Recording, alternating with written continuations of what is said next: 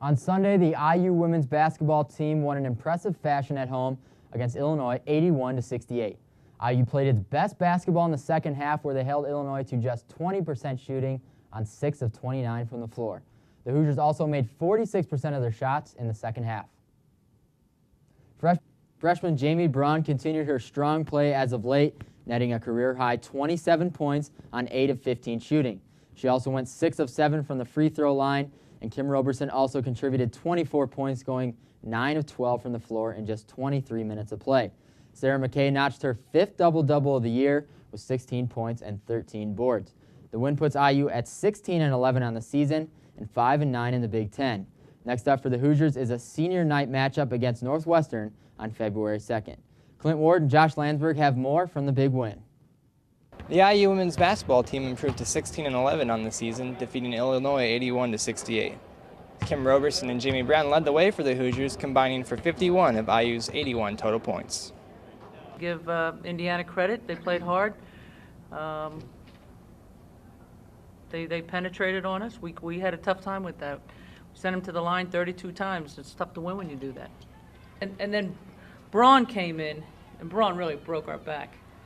But, you know, they hit nine threes. The Hoosiers shot just 37% in the first half and trailed 42-37 at halftime, but they made the necessary defensive adjustments to hold Illinois to just 20% shooting in the second half. We were playing the defense from the outside in because we were kind of concerned about their outside shooting, and we changed it up and played the defense from the inside out. And we had our, you know, when Sarah went up to the high post, they killed us inside because we were so small. And we made the adjustment to have whoever gets the ball in the high post have Whitney go out and guard, and Sarah can defend from the inside. Jackie's done a good job with them. They do good things. I mean, you got two kids in there. One scores 27 and one scores 24. The strength has been our defense. You got to tip your hat to them. IU has just 2 games remaining before the Big Ten tournament begins on March 1st. They'll host Northwestern on the 22nd and then travel to Happy Valley on the 25th to play Penn State. For Hoosier Sports Night, I'm Clint Ward. Here at Assembly Hall, as Indiana went up against Illinois, Sarah McKay and Nikki Smith were supposed to be the 2 featured players, but it was Jamie Brown and Kim Roberson who shined the brightest with 27 and 24 points respectively.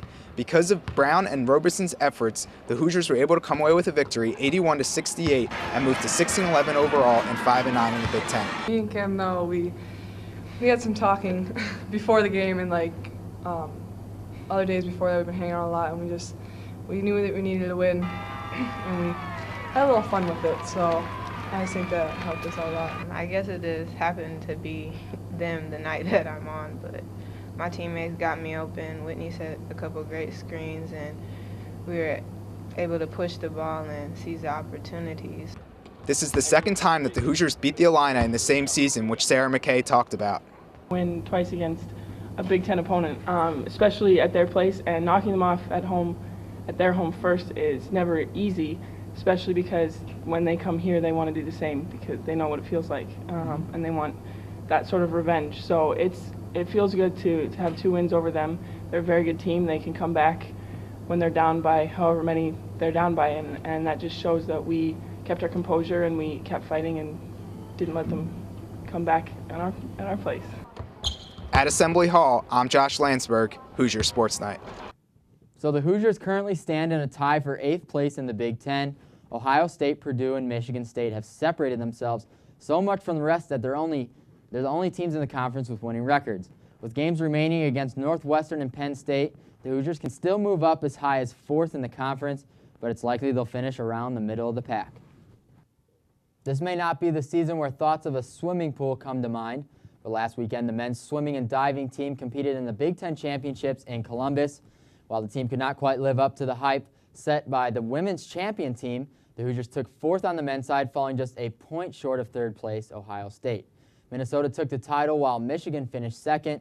Ben Henson set a school record in the 200 and 100-meter backstroke, while Nick Walcotton broke his own school record in the 200-meter butterfly. The Hoosiers will host their Last Chance Invitational this Saturday at Councilman Billingsley Aquatic Center. Now on to wrestling. After a big victory against Michigan State earlier in the week, the Hoosiers would then attempt to make it a winning weekend as they took on the 9th-ranked Wisconsin Badgers. Now the team got a crucial victory from number 7 Brandon Becker, but ultimately came up short in the meet, losing 21-13. The Hoosiers finished the regular season at 13-5 with a 4-4 mark in the Big Ten. Wisconsin finishes the year 19-3 with a 5-3 mark in the conference. At 125, ninth-ranked Angel Escobedo finished off his season in winning fashion, scoring a 2-0 victory over Colin Cudd. Escobedo wrapped up his season with a 30-4 record, becoming the first Hoosier in the past 3 years to score 30 or more victories in a season. The Hoosiers are back in action in the Big Ten Championships on March 3rd and 4th in East Lansing, Michigan. Now on to men's basketball. Minnesota has been through a lot of ups and downs this season. The Gophers had a decent non-conference record, but their head coach Dan Monson resigned early in the season. To put it in perspective, the Gophers lost to Mike Davis's UAB Blazers early in the year down in Birmingham, and their only quality Big Ten win was against Purdue. Minnesota is 3-10 in Big Ten play, and after recently losing to Ohio State, the game between IU and the Gophers will take place on Wednesday night at 7 p.m. on ESPN+. Coach Sampson spoke about a few other team issues around the IU program after the Purdue game last week. Turnovers sometimes zap you, for 30 minutes, at a 1-point lead, 11 minutes left in the game. I mean, up to that point, no complaints. We knew Purdue was going to give us a shot. They came out, and I think they got on us 18-11 or 17-9, something like that. And we absorbed it, came back, got it down to 2 at halftime, came back and took the lead at the 11-minute mark. But from that point on, that's where this team is. I think that's where we have to make our biggest improvement. When DJ gets tired, he doesn't get as good a position. I think it's a combination of things. Got to go get it. Let's now bring in Mark Kaplan to give us his rundown on the world of college basketball. The best game of the week came on Tuesday, and it was a battle between two Big 12 teams as the Texas Tech Red Raiders went for the sweep over the 6th-ranked Texas A&M Aggies.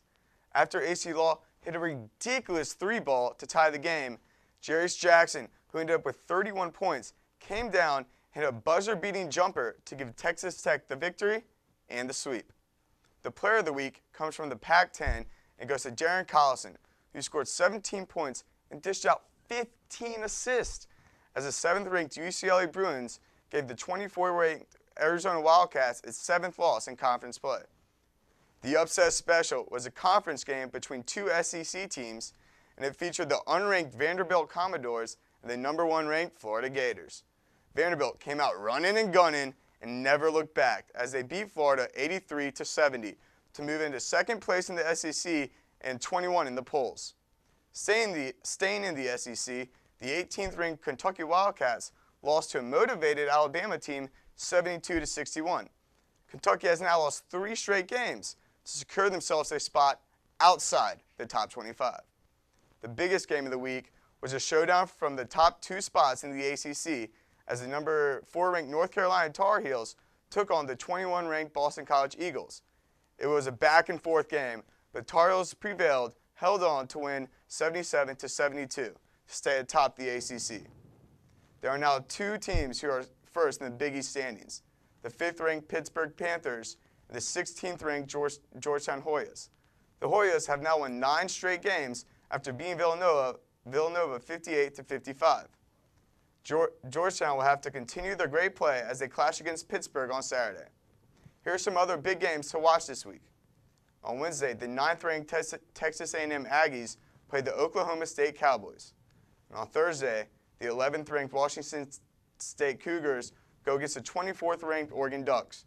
And on Saturday, 23rd-ranked Notre Dame faces 16th-ranked Marquette in South Bend. I'm Mark Kaplan, and that was the rundown. All right, thanks a lot, Mark. We're going to take a quick break here on Hoosier Sports Night, so make sure you come back after this.